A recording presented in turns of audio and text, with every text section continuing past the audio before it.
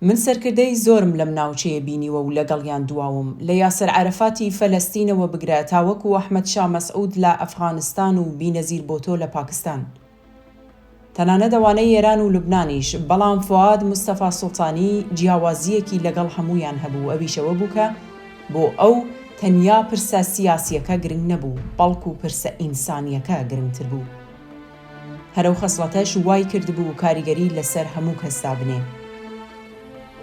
ئەوە وتەی ڕەزا دقەتی فۆتۆگرافەری ناودار و نێودەوڵەتی ئێرانیە لەسەر فوادی مستەفا سوڵتانی کە لە نێو خەڵک و بزوتنەوەی کوردستان بە کاک فواد ناسراوە.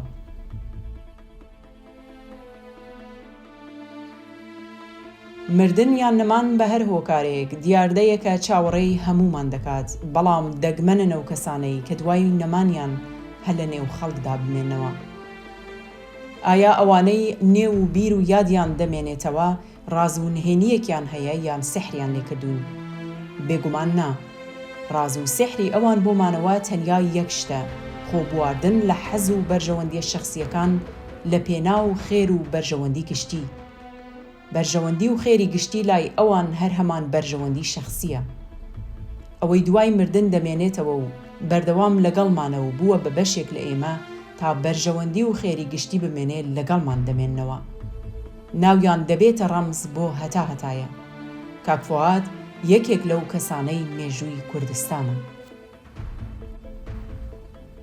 فواد مستەفا سوڵتانی ساڵی 1948 لە ئاوایی ئەڵمانەی سەر بە شاری مەریوان لەدایک بووە. پاش خوێندنی سەرەتایی لە ئەڵمانە ناوەندی و دواناوەندی لە شاری سنا تەواو کردووە و لە خوێندکارە زیرەک و پلە یەکەمەکانی قوتابخانە بووە. دواتر لە تاقیکردنەوەی گشتی بۆ چوونە زانکۆ لە ئاستی ئێران باشترین پلە بەدەست دەهێنێ و بۆ خوێندنی زانکۆ دەچێتە زانکۆی سەنعەتی شەریف لە تاران و لە بواری مهندسی بەرقدا درێژە بە خوێندن دەدات. لە کاتی خوێندنی زانکۆ لەگەڵ چەند خوێندکاری تری کورد لە زانکۆکانی ئێران بیر لە دروستکردنی ڕێکخستنێکی نهێنی دەکاتەوە. پاشانە و بیرۆکەیە ساخ دەکاتەوە و هەموو هەوڵەکانیان لەو پێناوەدا دەخەنەگەڕ. هەرە و ڕێکخستنە نهێنیەش دەبێتە بنەمای دامەزراندنی کۆمەڵە. بەشێکی زۆر لە چالاکیەکانی ئەو سەردەمەشیان پەیوەستە بێ با لێکۆڵینەوە لە بەوردی ناسینی دۆخی کۆمەڵایەتی و سیاسی و کاتی ئێران و کوردستان تاوەکو لە کۆتاییدا بەو پێیە بگەنە ئەنجام و گەڵاڵەیەک بۆ کار و تێکۆشان. پاشان لە خۆناساندن و ئەندام وەرگرتن زۆر سەختگیر دەبن تاوەکو لە چاوی ساواک و ناوەندە ئەمنیەکانی ئەو کات بەدوور بن. لە ڕاپەڕاندنی وەها ئەرکێکیشدا تا ڕادێکی زۆر سەرکەوتوو دەبن.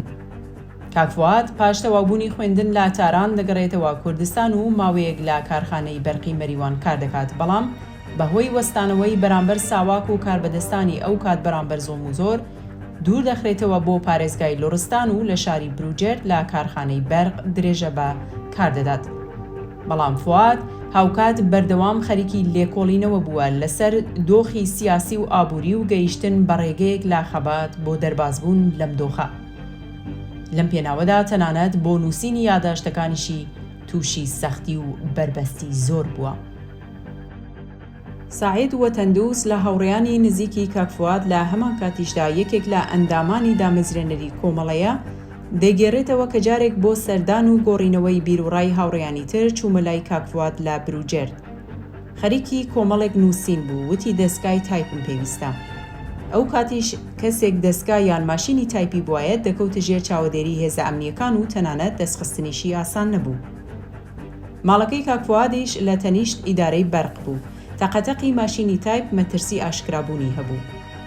چوومەوە سنە و بە هەڵکەوت لە ناو بازار ماشینێکی تایپم دەستکەوت و کڕیم، بەڵام دەبووە بۆ تەقەتەقەکەی بیرێکم بکردایەتەوە. بە کەسێکم وت سندوقێکم بۆ دروست بکە، بەرزیەکەی 1 متر و 6 تا 7 سانتیمتر بێت و تیکە تیکە بیخەمە یەک و لە یەک بازی بکەم و بێشکێکی تێدا دابنێم. هاوکات لێفەیەکم بە دووریندا کە ڕێک قاڵبی ئەو سندوقە بێت. وام دروست کرد کە کەسێک بتوانێت تێیدا دابنیشێ و هەناسەی سوار نەبێت. ئەو سندوق و لێفەم بر بۆ کاک فواد و وتم بشۆ ناوی و تایپەکەت بکە. زۆری سفادەی بوو.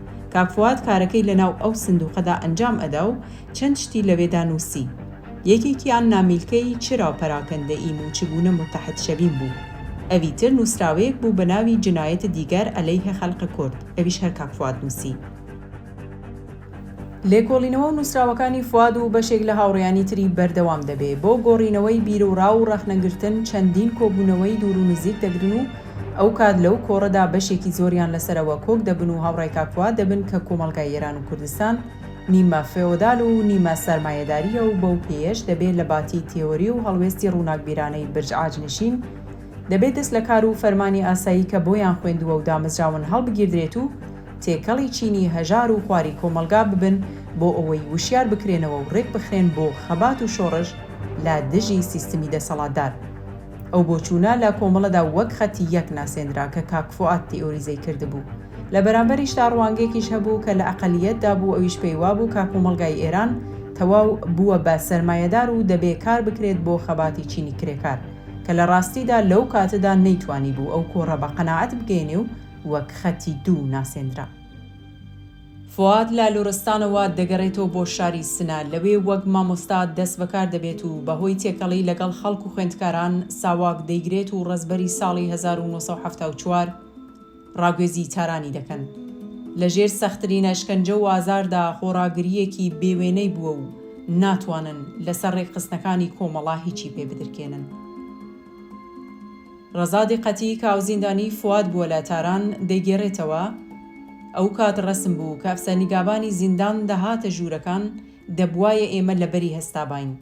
ڕۆژێک ئەفسەرنیگابانەکە دەرگای ژوورەکە ئێمەی کردەوە. کاک فواد گوێی نەدایە و خەریکی خوێندنەوەی کتێبەکەی بوو. ئەفسەرەکە سەرەتا وای زانی فواد هەستی بە هاتنە ژوورەوەی ئەو نەکردووە و تەقەیەکی لە دەرگاکە کرد. بەڵام فواد هەر خەریکی خوێندنەوەی کتێبەکە بوو. ئەفسەرەکە لێی نزیک بووەوە و خەریک بوو بە پێی لە پێی فواد بدات، بەڵام فواد هەستا لەگەڵی دەستەوی خەبوو پێی گوت چاوەڕێ مەبە لەبەرت هەستم، من کوردم. فواد لە زیندانی قەسری تاران لە خوێندنەوە و لێکۆڵینەوە بەردەوام بوو. بەردەوام لە هەوڵدا بوو زانیاریەکانی زیاد بکات و خەڵکی تر لە زانیاریەکانی خۆی ئاگادار بکاتەوە. لەوێ کەسێکی خۆشەویست و بە ئوتوریتە بوو. لەوێ لەگەڵ ڕێبەران و کادرە سەرەکیەکانی چریک فەدایی بەردەوام لە گفتوگۆدا بوو، ڕخنەی لە ڕێبازی سیاسیان گرتووە. هەوڵی داوە ئەوەیان تێبگەێنێ کە بەبێ ڕێکخستن و پشبەستن بە گروپێکی حرفەیی شۆڕش سەرناکەوێت.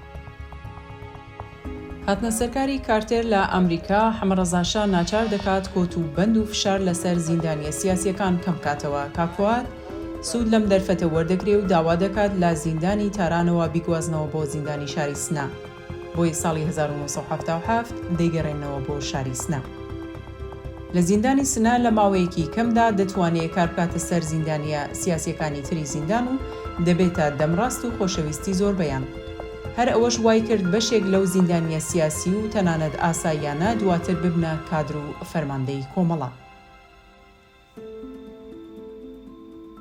فواد لە زیندانی سنەش لە ڕێکخستنی زیندانیەکان بۆ مانگرتن و چەسپاندنی داواکاریەکانیان بەردەوام دەبێت. لە مانگرتنێکی سەرکەوتوودا کە بەگشتی 24 ڕۆژ بوو کە 21 ڕۆژی مانگرتنی تەڕ و 3 ڕۆژیشی مانگرتنی وشک بوو، توانیان هەموو داخوازیەکانیان بچەسپێنن. محەممەد شافعی کە ئەو کات هاوزیندانی کاک فواد بووە لەم بارەیەوە دەڵێ من و کاک فواد وەک نوێنەری زیندانیەکان هەڵبژێردراین کە بچین داواکاریەکانمان بە بەرپرسانی زیندان بگەێنین. داواکاریەکان بریتی بوون لە نەهێشتنی قەدەغەی پەیوەندی لەگەڵ زیندانیانی ئاسایی، هێنانی ڕۆژنامەکانی چاپی بەیانیان و ئێوارە بەبێ سانسۆر، ڕێگەدان بۆ سەردانی خاچی سوور بۆ زیندان، هێنانی ڕادیۆی دوو مەوج کە سەرەتا بەرپرسی زیندان کە سەرهەنگێک بوو بە توندی ڕەدی کردەوە، بەڵام پێداگری ئێمە وای کرد ڕادیۆ 4 مەوجەکەی خۆیمان پێ بدات. دانانی نوێنەری زیندانیەکان بۆ سەرپەرشتی لە چێشتخانەی زیندان، ڕێگەدان بۆ کارکردن لە کارگەی زیندان کە بریتی بوون لە دارتاشی و تەونکردن. من دواتر چوون بۆ دارتاشی و کاک فوادیش تەونکردن، بەڵام مەبەستمان لەو داواکاریە کاری ڕێکخستن بوو. کاک فواد ڕەزبەری ساڵی 1978 لە زیندان ئازاد کرا و قۆناغێکی نوێی لە ئەرک و خەباتی دەست پێ کرد. لە ماڵەکەی دەڵێن فواد دوای زیندان تەنیا 22 ڕۆژ لە ماڵمایەوە و هیچمان تاسەمان لێی نەشکا بوو. تەنانەت بنەماڵەی مستەفا سوڵتانی کۆبوونەوەیەکی گەورەیان بۆ گرت و داوایان لێکرد دوای ئەو هەموو زیندان و ئازارە دابنیشێ و پشوویەک بدات. فواد پاش گوێگرتن لە قسەی هەمویان لەو پەڕی دڵسۆزی و ئارامیدا پێوتن ئەمە تازە سەرەتای ڕێگا و خەباتە، کاتی هەدادان و پشوون نییە. فواد ئەندازیاری ڕێکخستن. فواد جیاواز لەوەی لا ڕێکخستنی جەمعیەتی شارەکان، دروستکردنی یەکێتی کرێکارە بێکارەکان، ڕێکخستنی پێشوازی لە زیندانیانی سیاسی، لەوانە شعیب زەکەریایی لە ئەندامانی دامەزرێنەری کۆمەڵە و هاوڕێی نزیکی سەردەمی خوێندنی لاسنە، کۆمەڵەی مامۆستایانی مەریوان، پشتیوانی لە تووتنەوانەکانی بانە و هەوڵدان بۆ ڕێکخستنی ژنان دەستی باڵای هەبوو، بەڵام گرنگتریان دروستکردنی یەکێتی جوتیاران بوو لە مەریوان.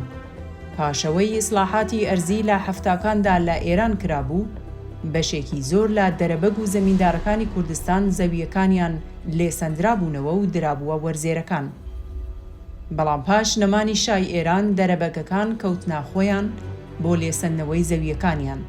ئەمە دەبێتە کاڵکەڵەی مێشکی فواد هەر بۆیە بیر لە دروستکردنی یەکێتی جوتیاران دەکاتەوە.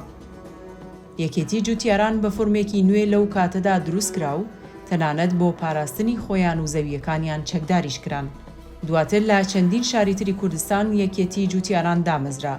دروستکردنی وەها یەکێتیەک ئەویش لە جوتیاران کە کۆمەڵێک کێشەی تایبەتی کۆمەڵایەتی خۆیان هەیە و پاراستنی ئەو یەکێتیەش تەنیا لە ئەستۆی ئوتوریتە و حکمەتی فوادەوە دەهات. ڕۆژی 11 فێبریەی ساڵی 1979 زاینی پەیکەرەی شا لە مەریوان هێنرایە خوارەوە. کاک فواد یەکەم کەس دەبێ لەسەر دیواری حەوشەکەوە دەچێتە ناو شارەبانی. ئەو شەوە لەسەر پێشنیاری ئەو هەموو سەرۆکی ئیدارەکان گیران. ڕۆژی 23 ڕێبەندان فواد لە سەقز لە نەخۆشخانە سەردانی حەمەحسێنی کەریمی لە هاوڕێیانی نزیکی و لە دامەزرێنەرانی کۆمەڵە دەکات کە شەوی پێشتر لە کاتی گرتنی شارەبانی شاردا بریندار ببوو. 26 ڕێبەندانی ساڵی 1350 هەتاوی کە حەمەحسێنی کەریمی گیانی بەخت کرد وەکو ڕۆژی ڕاگەیاندنی ئاسوورانی داشکرای کۆمەڵە ڕاگەیاندرا. ڕۆژی 27 ڕێبەندان لە ڕێوڕەسمی ناشتنی تەرمەکەیدا بەشدار دەبێ و هەر بەو بۆنەشەوە یەکەمین ڕاگەیاندنی ئاشکرابوونی کۆمەڵە بڵاوکرایەوە.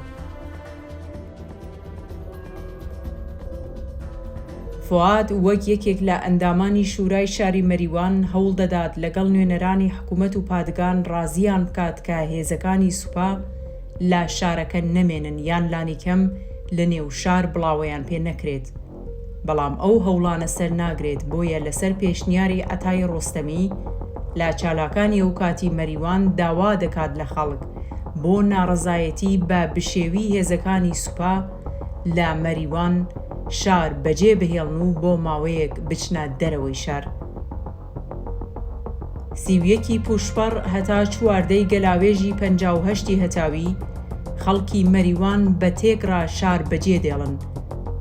بەشێک لە خەڵکی شارەکانی سنە، سەقز، بانە و بۆکان بۆ پشتیوانی بەرەو مەریوان بەڕێ دەکەون و پێشوازیان لێ دەکرێت. وەها کۆچێک کە ڕێکخەرەکەی فواد بوو تا ئەو کاتە دیاردەیەکی مەدەنی ناوازە بوو کە توانی ببێتە هەوێنێ بۆ درێژەدان بە شۆڕشێکی جەماوەری.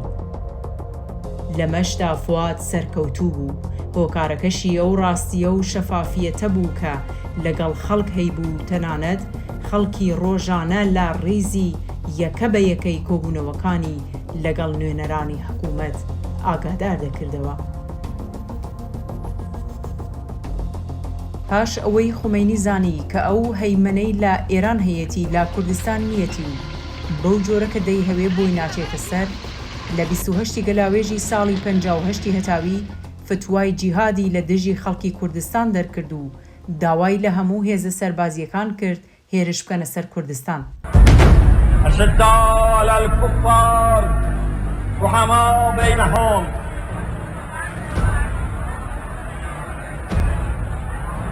این توطئه‌گرها در صف کفار واقع هستند. این توطئه‌گرهای در کردستان و غیر اون در صف کفار هستند.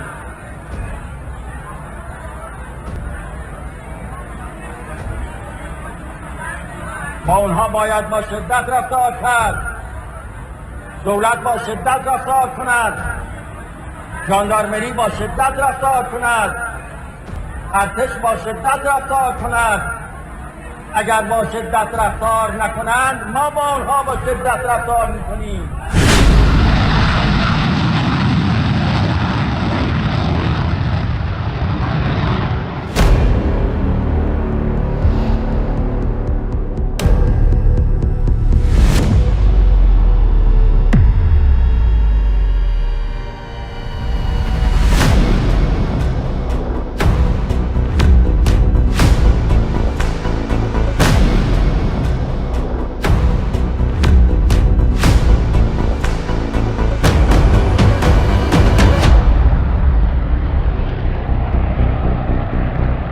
هێزەکانی خومینی لەگەڵ بەرگری قارەمانانەی خەڵک بەرەو ڕووبوون، هەر بۆیە کەوتنە قەتڵ و عام و کوشتنی هەزاران کەس لە خەڵک و سووتاندنی بەشێکی زۆر لە دێهات و شارەکانی کوردستان. لەو کاتەدا هێزە سیاسیەکانی کوردستان بۆ بەرگری کەوتنە خۆیان. فواد مستەفا سوڵتانی لەو کاتەدا پێشنیاری نووسینی بەیانیەک دەدات بە ڕێبەرانی کۆمەڵە بۆ داواکردن لە خەڵک بۆ بەرگری و کۆڵنەدان. بەیانیەکە بووە خاڵێکی وەرچەرخان لە مێژووی کۆمەڵەدا. ئیرەجی فەرزاد لە دامەزرێنەرانی کۆمەڵە لەم بارەیەوە دەڵێ لە بۆکان بووین. فواد تەوەرەکانی بەیانیەکەی بۆمان دیاری کرد. من و دکتۆر جەعفەری شەفیعی ڕەشنووسەکەمان نووسی. فواد خوێندیەوە، وتی باشە بە بڕوای من، باشتان دەرهاوردە، بەڵام پێم خۆشە ناوی بنێن خەڵقە کورد دەربوتەیە ئازمایش. وتی لە مێشکی خۆمدا پێم وایە خەڵکی کوردستان هەن لە بواری تاقیکردنەوەدا بزانین سەربڵند دێنە دەر یان نا.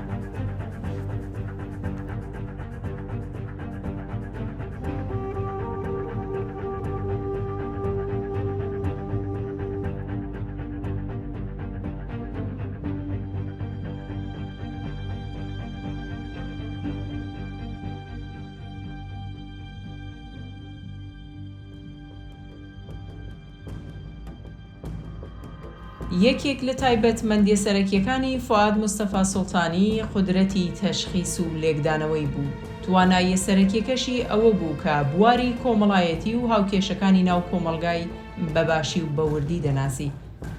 ئەوەشی دەزانی کە جومگە سەرەکیەکانی وروژاندن و خستنەگەڕی کۆمەلگا کامانن و ڕێگای یەکخستنی بۆ یەکگرتنیان گرتبووە بەر. فواد بڕوای بە سەختترین ڕێگا بوو بۆ جوڵاندنی کۆمەلگا و قاناکردنیان بۆ ڕزگاری. لایوا بوو لە باتی ئەوەی لە سەرەوە چەند کەس بڕیار بدەن، بەیانیەک دەربکەن، پاشان خەڵکی پێڕازی بکەن بۆ ئەوەی پێوەی پەیوەست بن.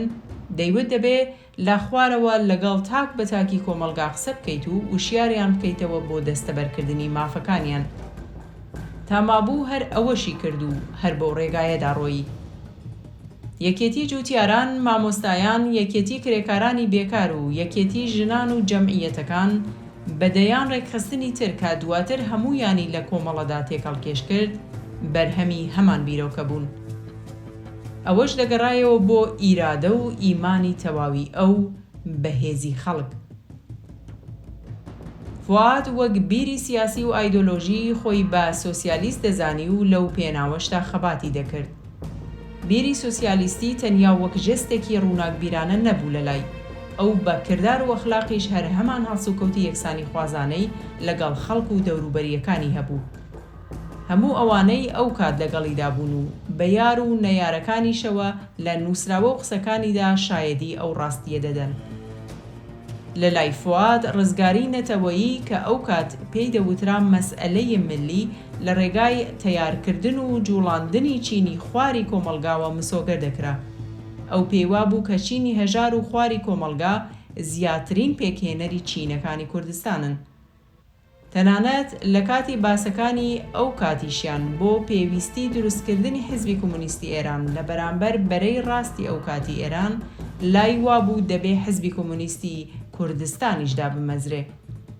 تەنانەت لە کۆبوونەوەیەک لە مەهاباد باس لەوە دەکات دروستکردنی حیزبی کۆمۆنیستی ئێران بە نووسینی بەیانیەی چەند ڕووناکبیرلاتەران نایەتە دی و سەرناکەوێ، بەڵکو دەبێ لە واقعی کۆمەڵگادا لە خوارەوە کاری بۆ بکرێت وەک ئەوەی لە کوردستان کراوە.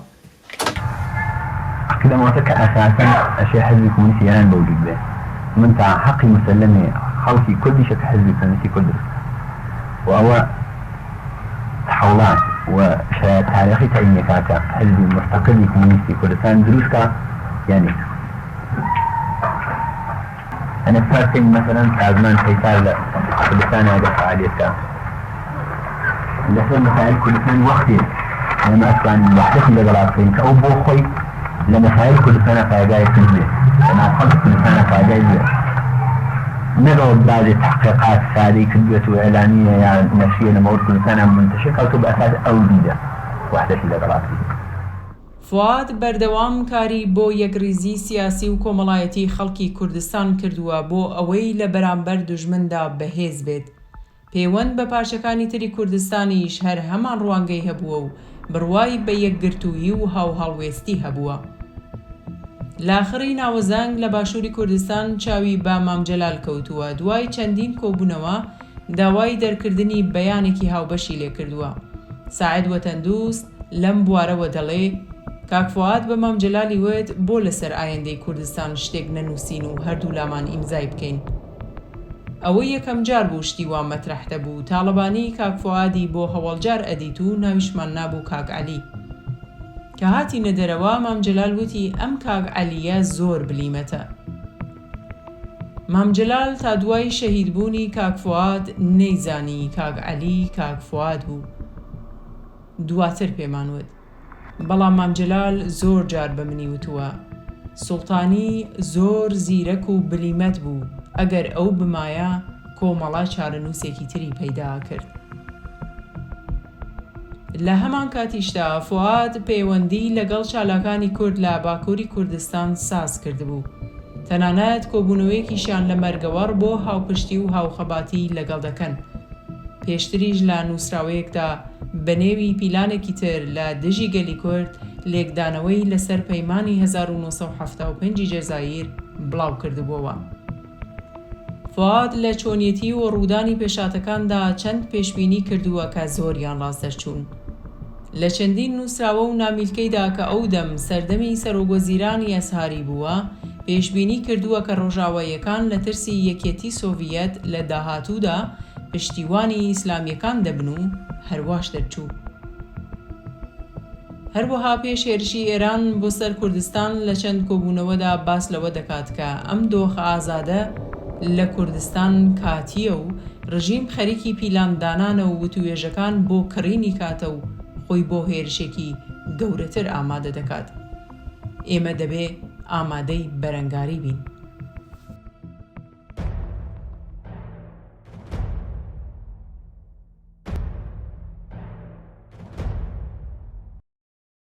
ڕۆژی 3 خەرمانانی ساڵی 1358 هەتاوی بە فەرمانی خەڵخاڵی نوێنەری تایبەتی خومەینی 9 کەس لە تێکۆشەرانی شاری مەریوان لەوانە دوو برای کاک فواد بە ناوەکانی حوسێن و ئەمین لە پادگانی مەریوان ئێعدام کران. فواد لەو کاتەدا بۆ ڕێکخستنی هێزەکانی پێشمەرگە و دانوستان لەگەڵ یەکێتی نیشتیمانی کوردستان لەبانە دەبێ. ڕۆژێک دواتر خەبەرەکەی پێدەگات، زۆر خەمبار و تاسەباری دەکات، بەڵام نایشڵەژێنێ و بەردەوام دەبێت لە کارەکانی. لە دەستدانی دوو ڕۆڵەی تری بنەماڵەیەک کۆسپێکی گەورەیە بۆ دایە بەهیە.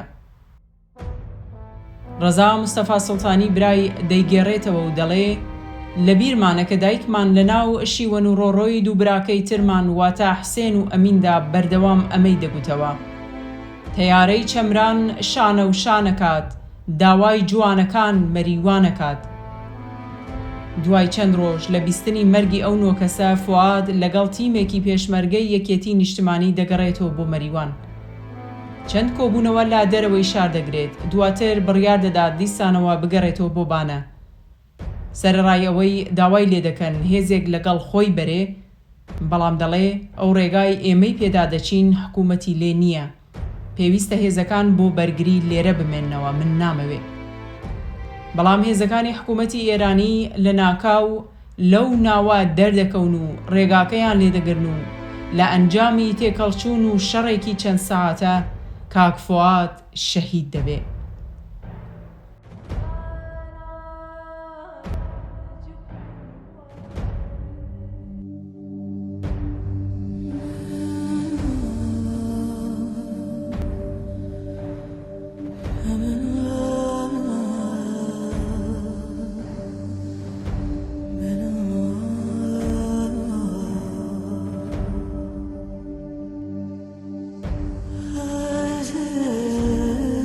لە کتێبی کاک فواد کێ بوو، ئامانجی چی بوو، چۆن گیانی بەخت کرد کە لە نووسینی مەلەکە ڕەزا و حشمەت مستەفا سوڵتانیە لەم کتێبەدا بنەماڵەکەی بەدواداچوون و لێکۆڵینەوەی زۆریان کردووە لەسەر وردەکاریەکانی ڕۆژی نۆی خەرمانان، چ لە لای بەرپرسانی باڵای یەکێتی نیشتمانی و چ لە لای بەرپرسانی ئەو کات و ئێستای کۆمەڵە. بەڵام هیچ وەڵامێکی کۆنکرێتیان وەرنەگرتووە و ناڕوونی لە لای بنەماڵەکەی و خەڵک بەنیسبەت ئەم پرسە هەرماوە. هەرچەند کاک فواد لە پاراستنی خۆی و ڕەچاوکردنی ڕێوشێنی ئەمنی خەمسارد بووە، لە هەمان کاتیشدا بەپێی لێکدانەوەکانی بەشێکی زۆر لە بەرپرسانی ئەو کاتی یەکێتی، ئەو فەرماندەیەی کە یەکێتی بۆ پاراستن لەگەڵ کاک فوادی خستبوو کەسێکی ترسنۆک و بێبڕست بووە و لە کاتی شەڕەکەشدا بەبێ هیچ دەستکردنەوەیەک ئەوی بەتەنیا هێشتووەتەوە. مەلەکە مستەفا سوڵتانی خوشکی کاک فواد لەسەر هێنانەوەی تەرمی کاک فواد بۆ گوندەکەیان دەڵێ خەڵکێکی زۆر لە ماڵی ئێمە کۆبوونەوە و ماشینێکی زۆر بۆ ناوەوەی دێهات دەهاتن. کە چوین بەرەو پیریانەوە کەسێک کە ئامۆزای دایکم بوو پێیوت ئەوە تەرمی کاک فوادە. بەڕاستی دیمەنێکی وەحشەتناک بوو. من و ڕەزای برام چوینە پشت ماشینەکە، سەیرم کرد کاک فوادە، بەڵام دەم قیژاند و دەموت دایە درۆ دەکەن، کاک فواد نییە. دواتر دەستمی گرت و وتی مەگەر دوای ئەمین و حسێن کوڕی ترم شەهید دەبێت. دەستی دایە فایزەمی گرت و وتی هەڵپەڕە، ئەمڕۆ زەماوەندی فوادە. لە کاتی ناشتنی تەرمەکەی چووە ناو گۆڕەکەی و وتی من لە باتی فواد داپۆشن، فواد کاری هەیە، فواد ڕەفیقەکانی چاوەڕوانی دەکەن، فواد هێشتا ماندووی زیندانی دەرنەچووە. تەرمەکەی فواد لە گۆڕستانی تاڵەسوار بە خاک سپێردرا و تا ئێستاش کێلی گۆڕەکەی چەندین جار لەلایەن هێزەکانی کۆماری سێدارەوە شکێندراوە. وەک چۆن دەزانم ئەوە دەستی سوڵتانیە، ئاواژ ئەزانم بەیانیەک دەستەکانی ئایندە پەیدا ئەبن و یەکسانی ئەگرنە باوەش.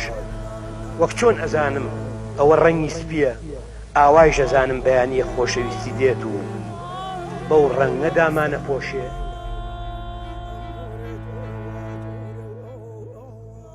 لە مێژووی کووردا فواد مستەفا سوڵتانی یەکێک لەو سەرکردانەیە کە بە نەمری ماوەتەوە و هەردەمێنێ.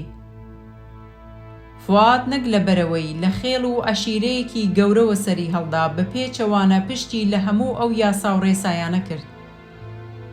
نەک لە بەرەوەی سەرکردەیەکی خاوەندار و دەستە و هێزی سەربازی بێت و خەتابی ئاگرین بدات، بە پێچەوانە خاوەن سوپا و تاقم نەبوو، زۆریش مەند و لەسەرخۆ بووە لە قسەکردندا.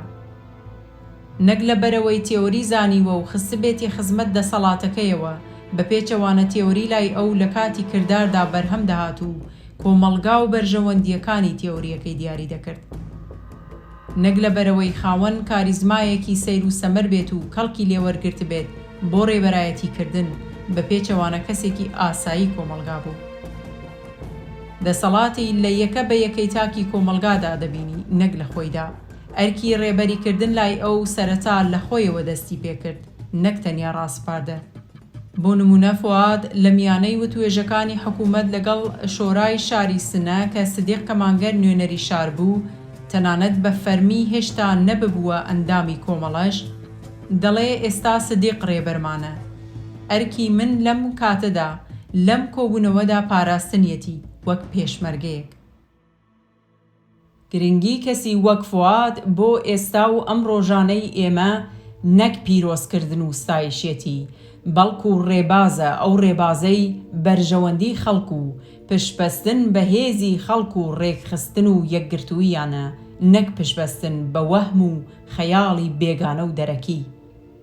ئەو ڕێبازەی وەک ئاگۆرای یۆنانی کۆن سیاسەتی هێنایە نێو خەڵک و ئاپۆرەی جەماوەر، ڕووی دموکراتیکی سیاسەتی بە خەڵک ئاشنا کرد.